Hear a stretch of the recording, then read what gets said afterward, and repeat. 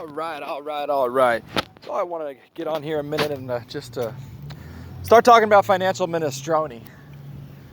So financial minestrone, what is, you're probably thinking to yourself, well, first off, who is this guy and what is he talking about financial minestrone? Well, my name is Bo, and I have spent the last, better part of the last decade formulating a financial literacy philosophy that tailored to the layman, the average person that didn't get the opportunity to have a financial education growing up, going to high school and in their life. And so this technology, it enables you to take control and take back the reins in your life, in your financial situation. Because I believe this. I truly believe that barring mental and physical illness, all right, if your head doesn't work right or if your body doesn't work right, barring mental and physical illness, the number three pain point that I believe that we in a society have that really is number one that can be remedied, because a lot of things can't be remedied as far as physical or mental illnesses, financial illness. We see right now in the current financial fiscal policy with the government, the Federal Reserve, and what they're doing as far as they're weakening the purchasing power of our money. And what that means is, say they've got $100, and then next week they say, hey, you know what?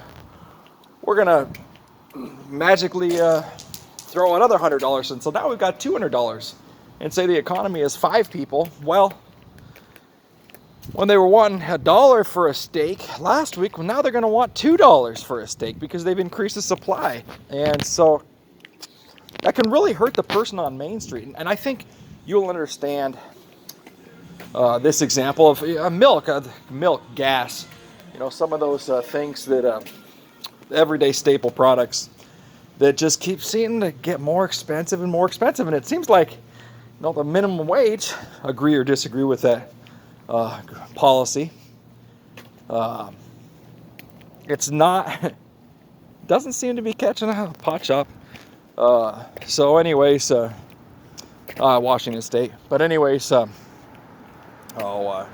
doesn't seem to be holding pace with the cost of living. And so if you know someone that's hurting financially, don't understand, where's it all going?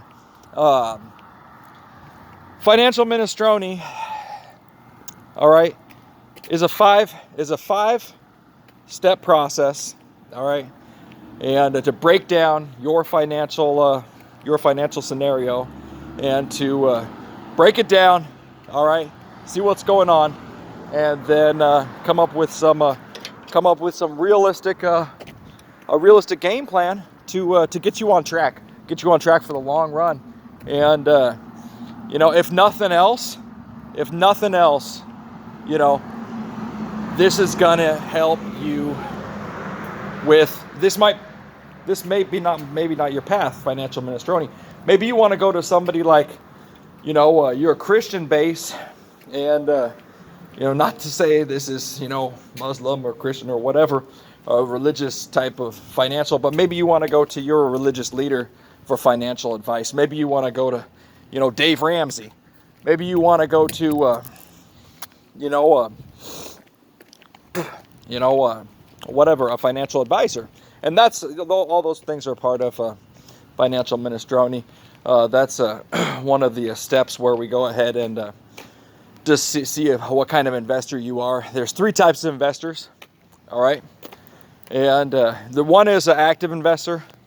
One is a passive investor, and then you've got the combination. All right, some things, combo, self-explanatory. Some things you take care of, some things you pass off, you delegate. And but the first step I want to go over the first step of financial minestrone. And the first step, all right, of financial minestrone is inventory. All right, because we got to account. We have to account. You have to account for where's that money going. All right, because so much money is hitting your account, hitting your hand every so often, every week, every 2 weeks, every month, every day, whatever. And the first thing is we got to account for it. All right, and because when you account for those numbers, for that money, all right, that's going to give you an idea. All right, when you're tracking it, all right, when you're tracking that money, it's going to give you an idea of where it's going. I heard a Facebook friend, talking about he didn't realize until he started accounting for where his money was going, taking an inventory, that he was drinking 17 energy drinks a week. And $3 a pop. There's freaking $50 or whatever in energy is a drink. He got a $200 energy drink fucking habit per month. And what decided, hey, why don't I just go and buy a $8 bottle of caffeine pills, and there's a month worth of caffeine for $8 instead of $200. And so those are some things. Not saying that that's going to be you. You may be the type of person you're saying, hey, I got $50,000 hitting my bank per week, and I'm making $200,000 a month. And this is for you as well. This is for everyone, from the person that's making minimum wage to the person that's hauling it in, making you've been making $10 million a year, and you're trying to figure something out with it.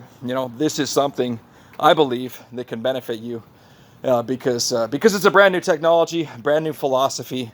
It's a rework of other philosophies. None of us were, like they say, we're all self-made, but only the rich will admit it. And so I am where I am because of my decisions, my actions, my choices, and I believe that's true for each one of us. So first thing we gotta do is take personal responsibility and get that inventory started. And so basically, the process is like this for your inventory. All right, you're gonna go through. And you're going to spend the next week, the next 7 days, all right? You're going to spend the next 7 days and electronically write it down, pen and paper, whatever. You're going to write on the left-hand side expenses, all right? And on the right-hand side, the income, all right? And list everything for 1 week. See what's going on. Take inventory of your finances. And then once you're done with that, and you're going to go back and you're going to say, okay, where's the fluff? What can I cut? Where can I lean up? Where can I cut the bacon, the pork, as they say in government spending? Where can I cut that pork at? What are some of the things that I just don't need in my life? And what are some things? I guess a good way to put it is, if you're spending, let's see, I'm gonna try to go around and shoot. I think, but anyways, if you're trying not to get ran over by these cars, people crazy into it. So, but anyways, see where you're at. Yeah, see where you're at, because you gotta figure that out. So, with further ado, go ahead, spend the next week and tally up your expenses, tally up your income, and see where you're at, and then we'll go from there. All right, that's your assignment. Get on it. It's all about action. You got to take action. Get on it. Do it. All right. That's what's up.